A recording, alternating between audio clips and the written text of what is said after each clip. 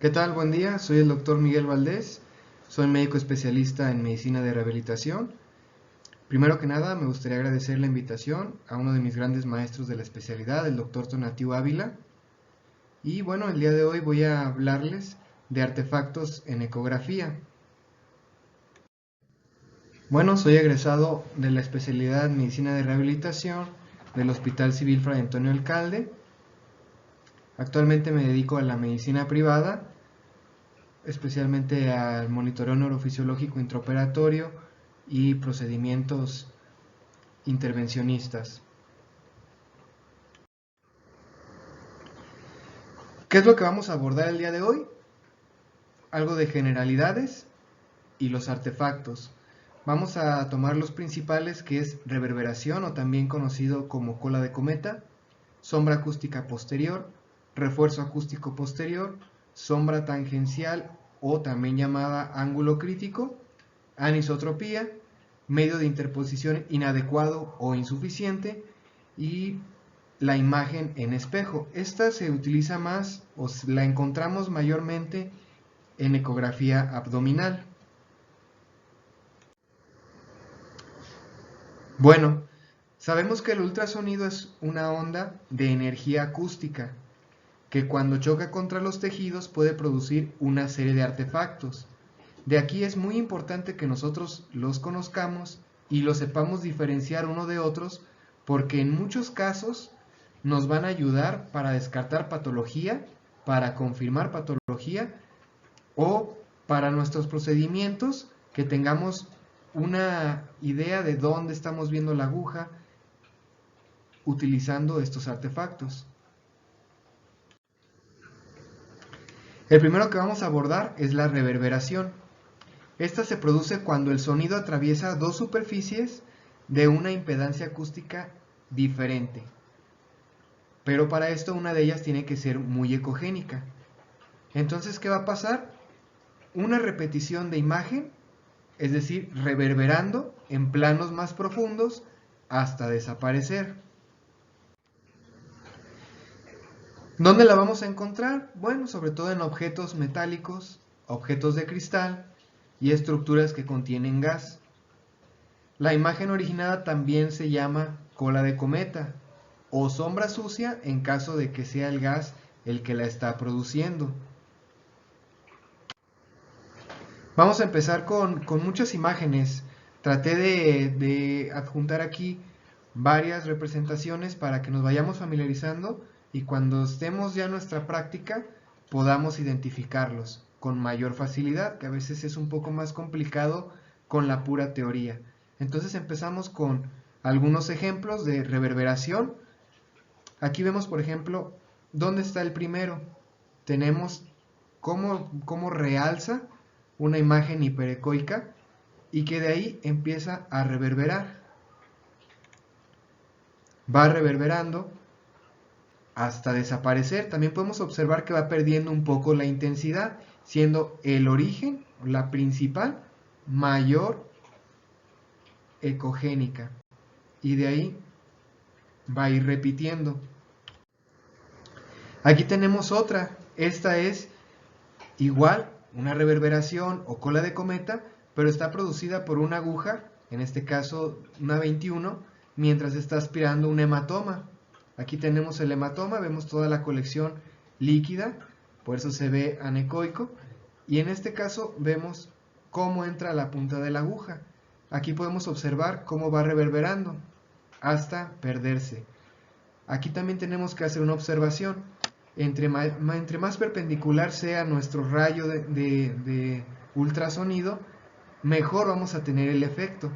Lo vamos a ver de una manera más consistente, como en este caso.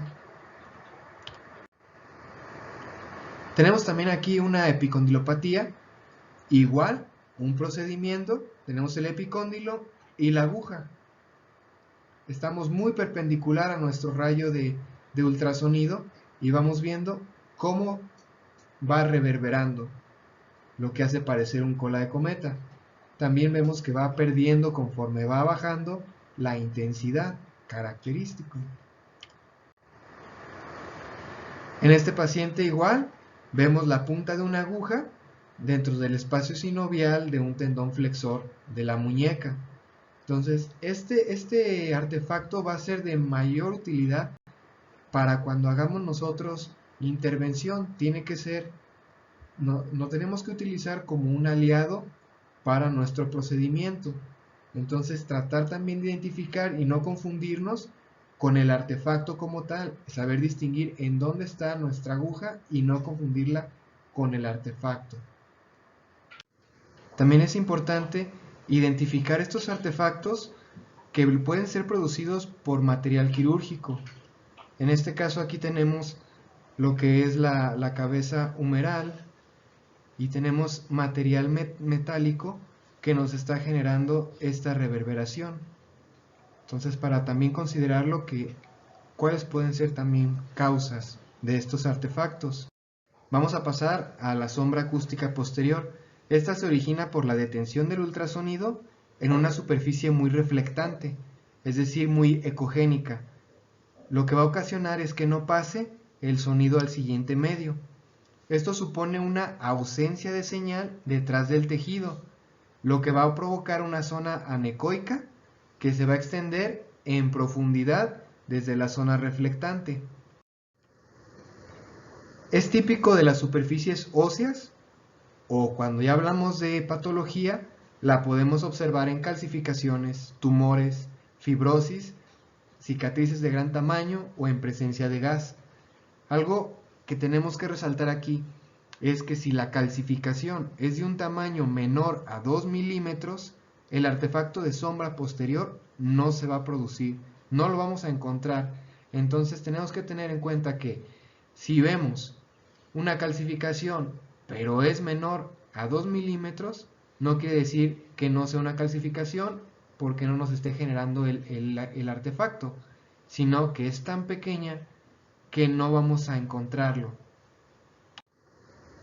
Aquí tenemos algunos ejemplos, sobre todo lo más frecuente que tenemos en nuestra consulta, que es hombro. Aquí tenemos entonces el tendón supraespinoso.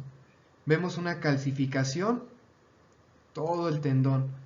Aquí tenemos la cabeza humeral y vemos cómo en la parte inferior se pierde la cortical del húmero. Esto nos habla que aquí la calcificación no nos está dejando pasar la señal. Tenemos otra, igual, tenemos la cortical que se interrumpe por una calcificación. Esto no nos está dejando que la señal penetre hacia los tejidos más posteriores, más profundos. Igual, otra tendinitis calcificante en el tendón supraespinoso, vemos toda la cabeza humeral, vemos que se pierde la cortical porque aquí tenemos la calcificación. Es una calcificación grande por lo cual nos genera el artefacto. También aquí en el tendón rotuliano tenemos todo lo que es el tendón rotuliano, tenemos la tibia y vemos cómo se presenta esta calcificación que igual nos hace toda una sombra anecoica. ¿Por qué? Porque no está pasando esta señal. Igual aquí tenemos calcificación en los tendones peroneos, aquí los tenemos, vemos la calcificación, vemos cómo es brillante, hiperecoica, y esto va a hacer que la señal se interrumpa. Igual aquí a nivel de la eminencia hipotenar, esto es lo que un cuerpo extraño, que igual no nos corta por completo, pero sí disminuye la señal. Vemos aquí cómo deja de transmitirse, se interrumpe.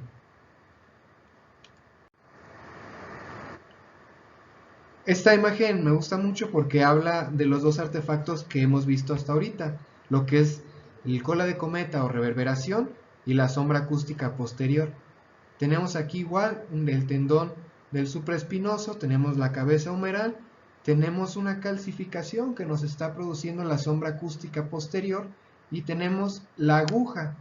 Ahora, lo que les había comentado anteriormente, si aquí nos damos cuenta, no está perpendicular totalmente, por eso no nos genera tan marcado la reverberancia, pero alcanzamos a tener cierto artefacto. Pero sí cabe resaltar que entre mayor sea la perpendicularidad, mejor va a ser nuestro artefacto.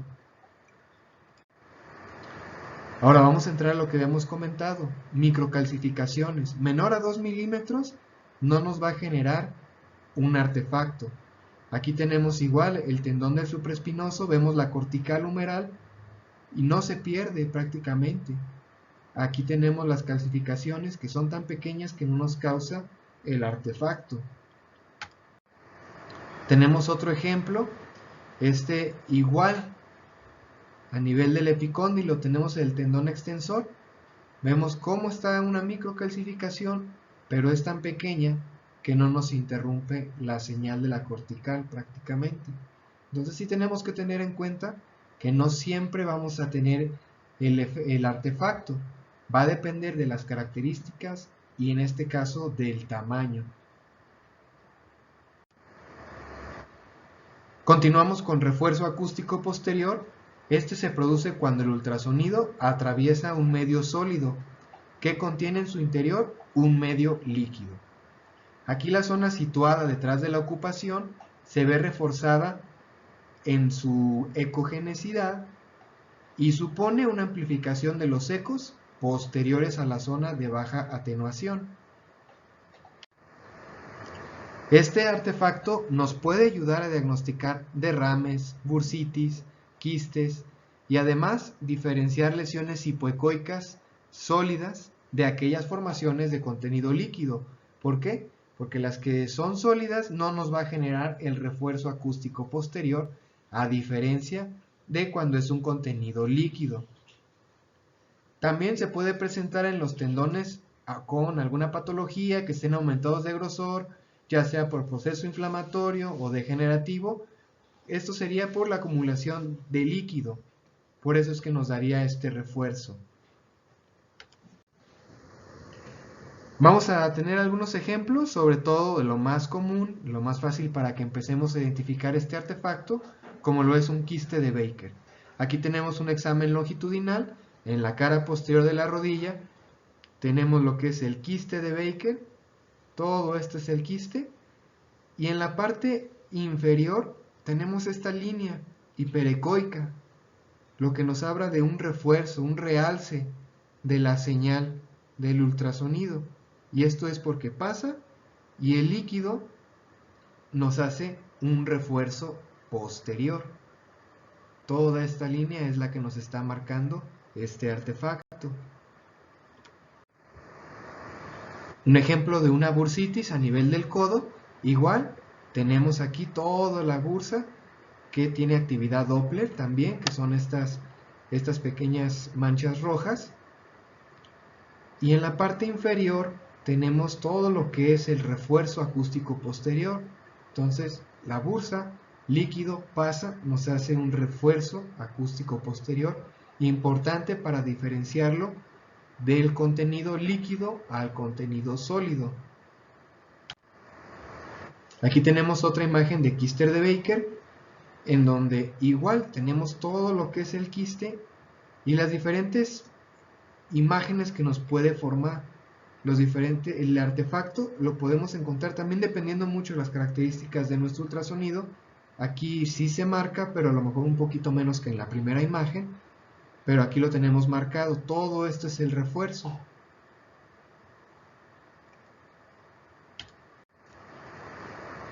Aquí mostramos un quiste sinovial con un refuerzo acústico aquí en la parte inferior, que está muy cercano al cuarto compartimiento a nivel de la muñeca.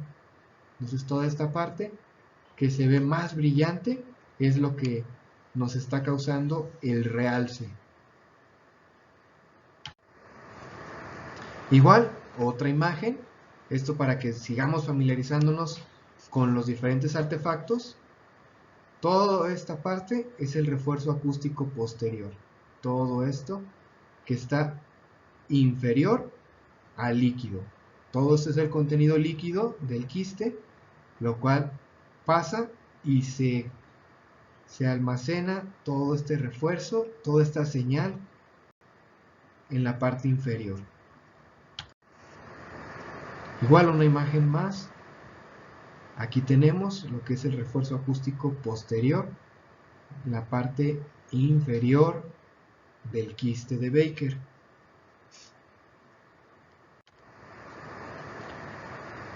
Vamos a entrar a otro artefacto que es la sombra tangencial. Para este también lo conocemos como efecto de ángulo crítico.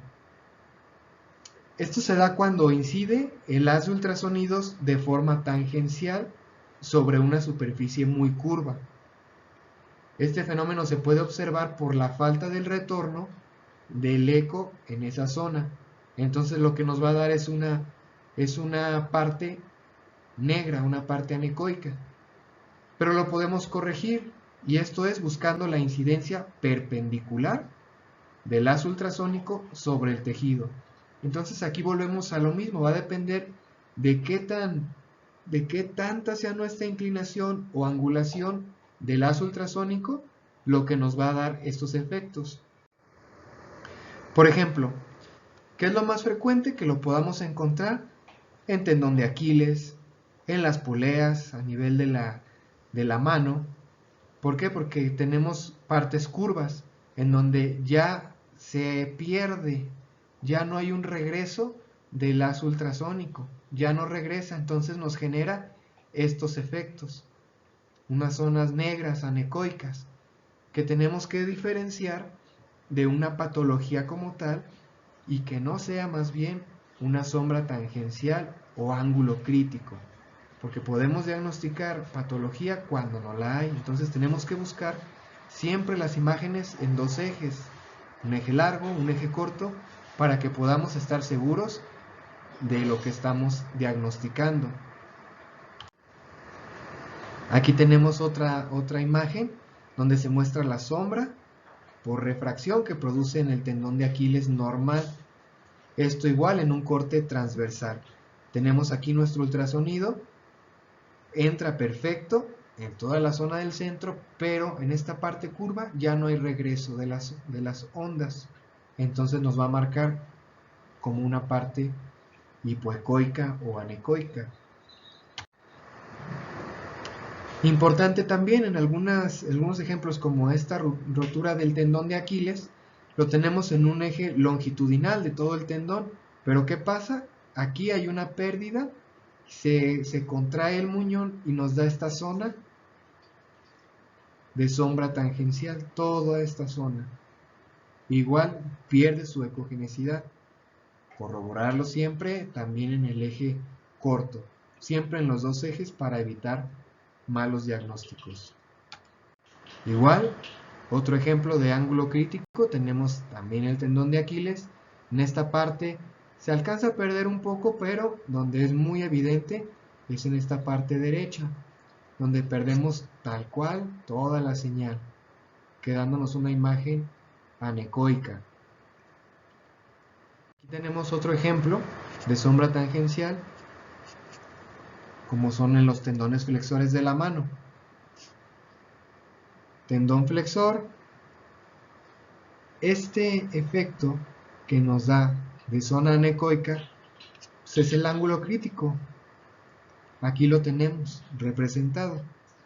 Importante diferenciarlo de algo normal, algo patológico, siempre haciendo nuestras mediciones pertinentes.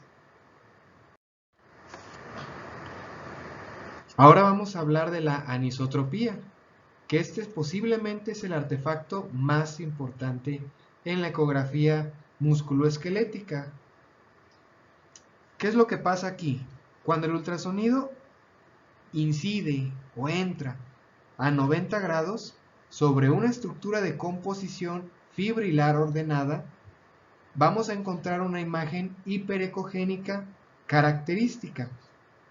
Pero si nosotros modificamos ese ángulo de incidencia o de entrada del haz ultrasónico, entonces una parte de la señal no va a regresar al transductor y nos va a generar una imagen más hipoecoica. O sea, empieza a seguir todo el patrón como algunos de los ejemplos anteriores. No regresa la señal, entonces vamos a tener una zona oscura, una zona hipoecoica o anecoica. Este efecto es principal de los tendones, ligamentos y también del músculo. Aquí tenemos dos imágenes comparativas. Aquí en el ejemplo hablan del tendón del cuádriceps. En la imagen del lado izquierdo tenemos con anisotropía y del lado derecho sin anisotropía. Podemos ver cómo en la parte central de la imagen no se pierde tanto el patrón fibrilar, pero sí se ve modificado hacia la zona de inserción. Vemos un patrón negro que si nosotros pensamos de primera instancia, podríamos sospechar de alguna lesión. Pero ¿qué pasa? Modificamos nuestro ángulo de incidencia lo más cercano a lo perpendicular y tenemos todo el patrón característico fibrilar. ¿Qué es lo que podríamos decir? Que no hay ninguna patología. Entonces tenemos que hacer nuestras modificaciones con las diferentes maniobras punta talón para que nuestro ángulo sea lo más cercano a los 90 grados y evitar que nosotros pensemos en alguna patología y sea más bien por la colocación de nuestro ultrasonido. Tenemos aquí el tendón supraespinoso, algo muy común, justo hacia la zona de inserción, en esta zona. Vemos un efecto como si tuviera un desgarro, pareciera como si hubiera un desgarro. Pero ¿qué pasa? Si nosotros modificamos nuestra incidencia, vemos que no hay ningún desgarro. Simplemente era en esta parte curva el ángulo de incidencia no es el adecuado y nos genera este artefacto, la anisotropía. Siempre tenemos que estar haciéndolo de manera dinámica, que es una de las grandes ventajas que tiene el ultrasonido, que nosotros podemos estar corroborando la imagen de manera en vivo.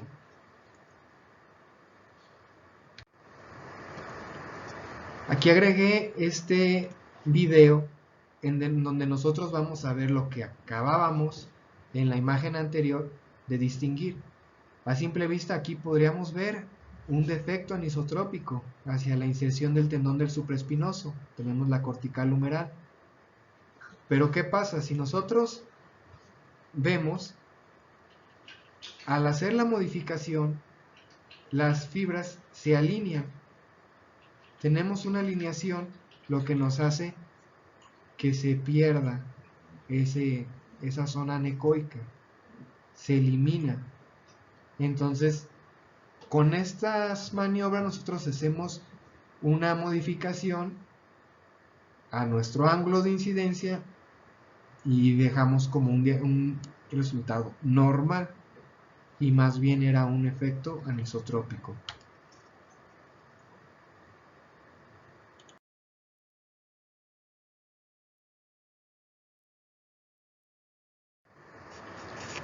Tenemos también el efecto en los músculos.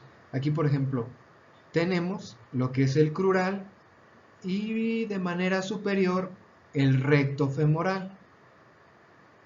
Ahora, si nosotros vemos las dos imágenes y comparamos, en el lado izquierdo es con anisotropía. Vemos cómo en esta zona nosotros podríamos pensar a simple vista que tiene alguna lesión muscular a nivel del recto femoral, porque tenemos estos espacios, se pierde la parte muscular, el patrón como tal, en este caso en un eje corto.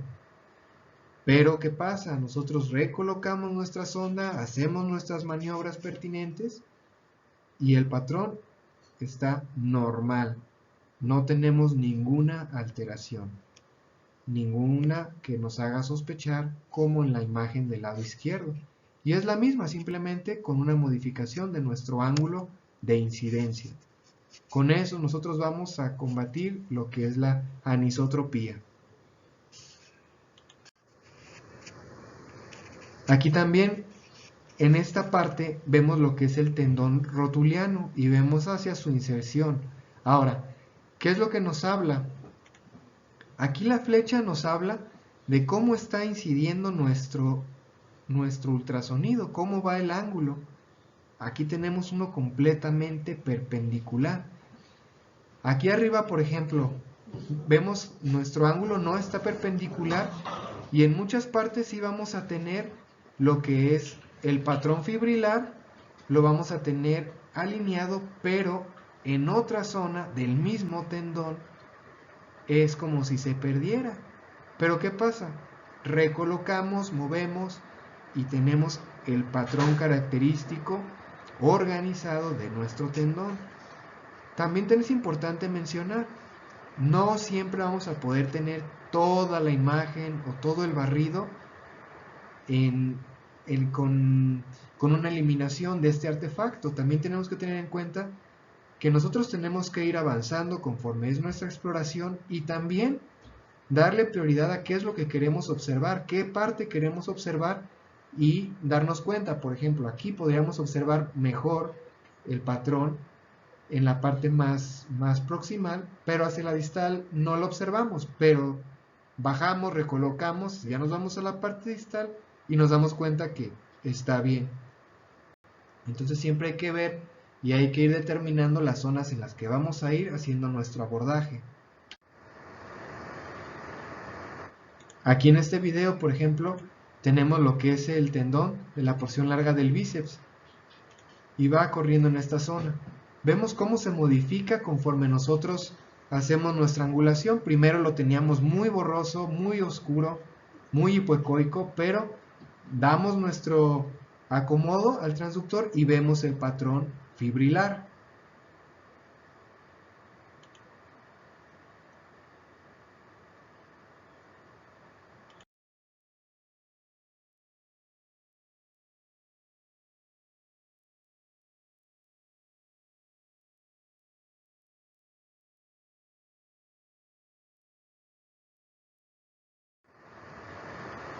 Igual, aquí importante, tenemos aquí los tendones flexores de la mano. ¿Qué es lo que pasa?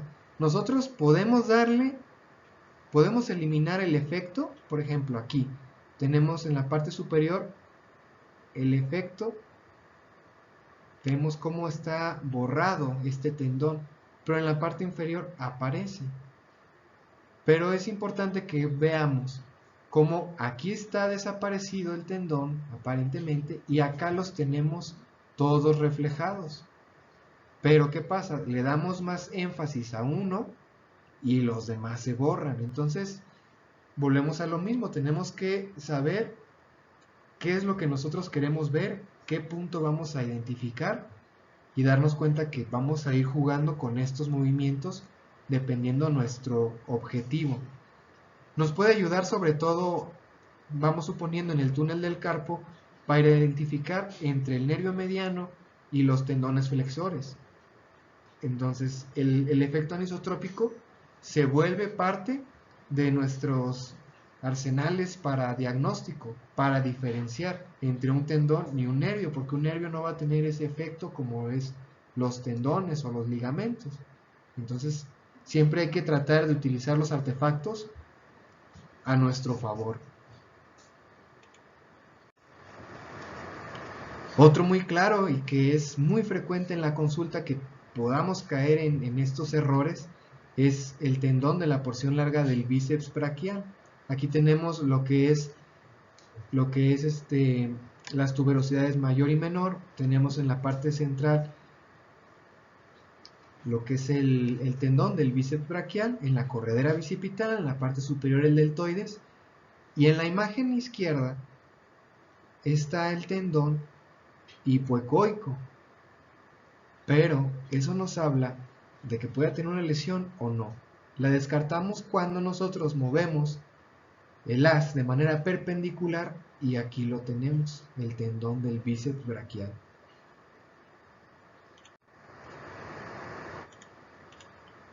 Aquí lo tenemos igual en una imagen en vivo del movimiento.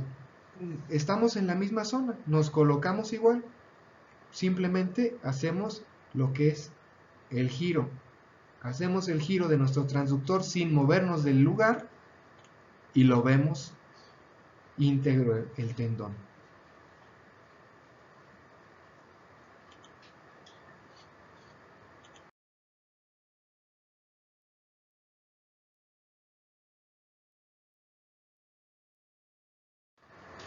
El artefacto que sigue es medio de interposición inadecuado o insuficiente. Esto de lo que nos habla es que o nos hace falta gel o no está haciendo contacto, quizás porque tenemos un transductor muy grande para la zona que vamos a explorar y no entra ya esa parte en contacto como tal. Lo que tenemos que hacer es pues evitar la aparición de zonas sin transmisión en la imagen. ¿Cómo puede ser? Pues utilizando una cantidad suficiente de gel entre el transductor y la piel, pues esto para que facilite el paso de las ondas de ultrasonido a través de los tejidos. Aquí en esta imagen prácticamente vemos una zona en donde no hace contacto, o puede ser que no tengamos el gel suficiente, pero vemos desde arriba que se pierde la imagen, no es ya desde donde está el ligamento, no, aquí lo tenemos desde la zona superior, desde el tejido celular subcutáneo. Entonces tenemos que buscar la manera de identificar si es por falta de gel o es por falta de contacto y tratar de eliminarlo para tener una mejor imagen. O hay zonas en las que nosotros podemos hacer, por ejemplo, podemos dejar un poco más de gel para que esa zona entre en contacto, como cuando vamos a hacer algún procedimiento en mano o en tobillo, que son zonas pequeñas para los transductores lineales que suelen ser de mayor tamaño. Entonces podemos buscar esa forma de corregir este artefacto, que es muy sencillo de identificar. Y el último artefacto es imagen en espejo, que es el que habíamos comentado al principio, que se observa con mayor frecuencia en ecografía abdominal. Esto es cuando el haz de ultrasonidos incide sobre una estructura curvilínea que actúa como una interfase especular. Generalmente aparece cuando un tejido hiperecogénico se sitúa cerca de una superficie muy reflexiva y curva, de tal manera que podemos observar la misma imagen del otro lado de la superficie. Como podría ser aquí en un quiste ovárico. Tenemos la imagen y nos da en espejo. Pero pues sí lo vamos a observar más en ecografía abdominal. Aquí les presento algo de la bibliografía que se tomó para la ponencia.